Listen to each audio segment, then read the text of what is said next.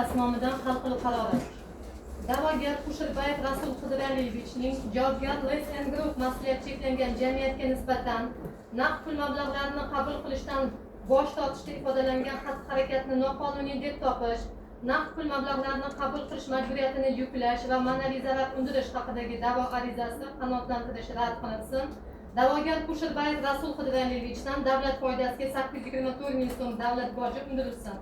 Hal qilib qarori ustidan qaror chiqargan kundan e'tiboran 1 oy ichida apellyatsiya tartibida shikoyat keltirish huquqi, shuningdek hal qilib qaroriga nisbatan 6 oy muddat ichida kassatsiya tartibida shikoyat keltirish huquqi yoki bo'lmasam taraflarning murojaatiga asosan prokuror tomonidan protest keltirilish huquqi tushuntirilsin. Hurmatli da'vogar, ushbu hal qilib qarori bo'yicha tushuntirish berib o'taman.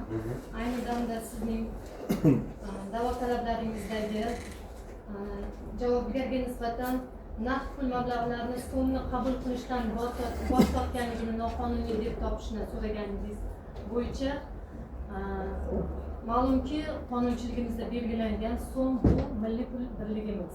So'm bilan uni to'lov tartibi, pul birlik bilan uni to'lash tartibi va usuli bu ikki xil tushuncha ekanligini. Bunda sizdan o'sha naqdsiz ko'rinishda talab qilinishi bu qonunchilikda belgilanganligi va mosligi.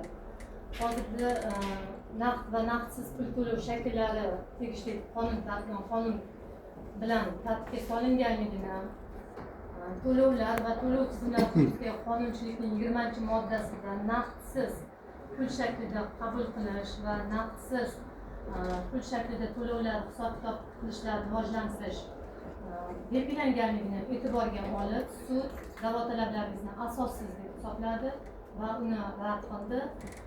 Hal qilib qarorini tegishli muddat ichida qabul qilasiz. Unga shikoyat keltirish huquqiga ega kim norozi bo'lsa, sud majlisi yopiq. 5 kun.